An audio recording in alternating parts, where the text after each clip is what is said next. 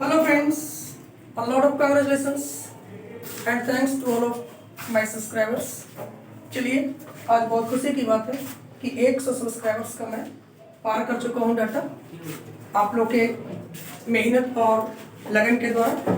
साथ ही साथ आप लोग क्लास को भी कंटिन्यू बनाकर रखे हैं, आप लोग लगातार पढ़ाई कर रहे हैं। इससे काफ़ी हमें उम्मीदें जाग रही है कि आप लोग अपने लक्ष्य की ओर भी बढ़ रहे हैं, अपने मिशन की ओर बढ़ रहे हैं, सक्सेस की ओर बढ़ रहे हैं।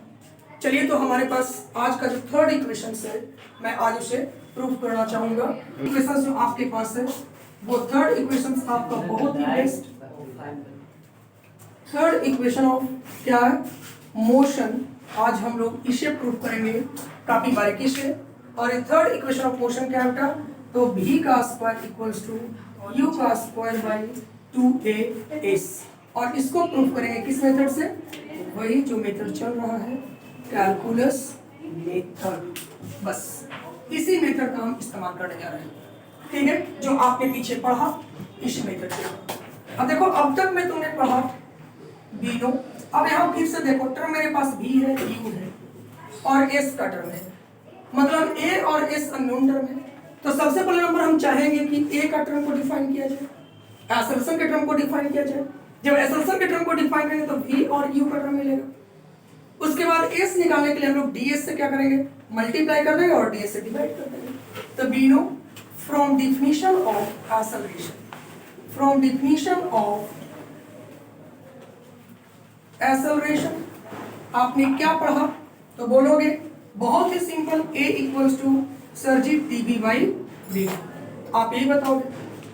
अब जरा बोलो मैं ऐसा करूं कि D V by D T, इसे मैंने मल्टीप्लाई कर दिया डीएस से, यहाँ डिवाइड भी मैंने कर दिया डीएस से, कोई दिक्कत है?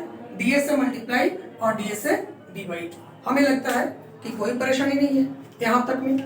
और जब नहीं कोई परेशानी है तो आप लिख सकते हो a इक्वल्स टू, बोलो बेटा इसको अरेंज कर सकते, लिख सकते हैं D B D S into D S D T. मैंने केवल पोजीशन को इंटरचेंज किया, मल्टीप्लिकेशन है, पोजीशन इंटरचेंज कर सकते हैं। अब जरा बतलाओ आप खुद ब खुद, रिजल्ट क्या मिल जाएगा, a equals to D S by D T को क्या बोलते हैं बेटा, v, और डी वी बाई कौन सा हो गया, डी एस। अब तुम खुद ब खुद इसको इंटरचेंज करो टर्म को, यानी a into D S is equals to v into D V. Now integrating on both side, और वही तो प्रोसेस, नाउ इंटीग्रेटिंग ऑन कौन साइड, बोथ साइड्स। अब दो प्रोसेस आपके पास है, आइदर डिफरेंट इंटीग्रेशन से करो या इंटीग्रेट से करो, जिससे चाहते हो उससे तुम कर लो। बोलो हमारे पास क्या हो गया, a इंटू डी एस। चलो मैं डिफरेंट इंटीग्रेशन के द्वारा ले रहा हूं, डिस्प्लेसमेंट बोलो कहां से कहां तक होगा, 0 से इस तक। यहाँ v इंटू डी वी, बोलो डिस्टेंस मेरा कहां से कहां तक होगा, वेलोसिटी कहां से कहां तक होगा, तो इनिशियली स्टार्ट करेगा, फाइनली कहां तक जाएगा, b तक। अब जरा आप यहां से टर्म को ले लो, एक कांस्टेंट टर्म बाहर हो गया, बच गया ds, v का स्क्वायर बाई क्या हो जाएगा 2, डिफरेंशिएशन, लोअर लिमिट और अपर लिमिट, ds का इंटीग्रेशन में निकाल लो, क्या हो जाएगा s, lower limit upper limit.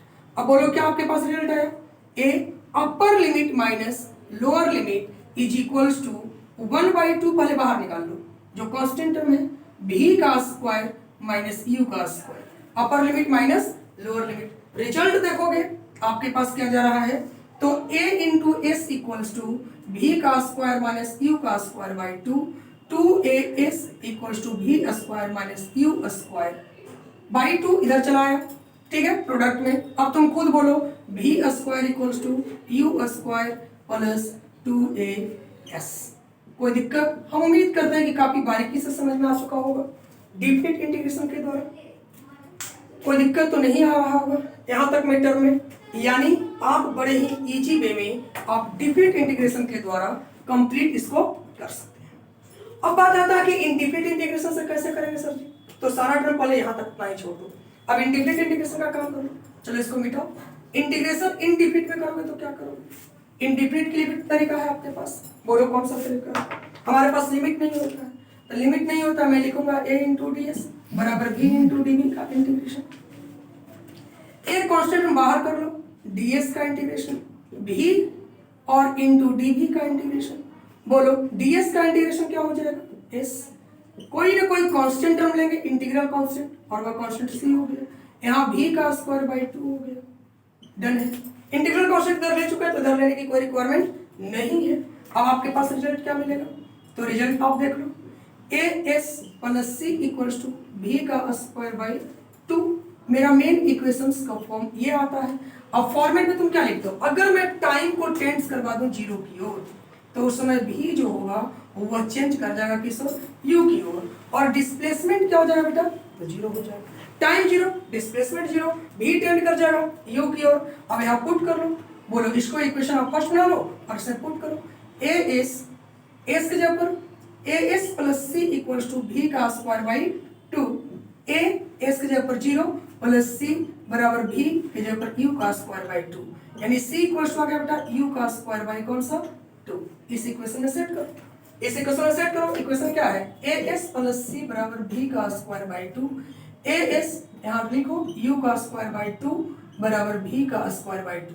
चाहे तो हम इसको कैलकुलेट करके लिख सकते हैं, 2as प्लस यू का स्क्वायर बाई 2 बराबर भी का स्क्वायर बाई 2, 2 मार दो, रिजल्ट आपके पास हो गया बेटा यू का square plus 2as is equals to भी का स्क्वायर। उम्मीद करते हैं काफी बारीकी से समझ में आ चुका होगा दोनों मेथड के द्वारा, डेफिनिट इंटीग्रेशन और इंटीग्रेट के द्वारा। साथ ही साथ अब मैं आपको यहाँ से एक सूचना दे रहा हूँ, कल से जो आप लोग का वीडियो आएगा वह चैप्टर वेक्टर का होगा, और वेक्टर चैप्टर का वीडियो शुरुआत से लेकर अंत तक हम लोग फाइनली बड़ी बारीकी से करेंगे। ठीक है, एक एक करके कंप्लीट पार्ट को करेंगे। वेक्टर का हर एक प्रकार का वीडियो आपके पास जाएगा पर डे। आप नियमित रूप से क्लास में बने रहें, क्लास को पढ़ते रहें। तब तक के लिए धन्यवाद।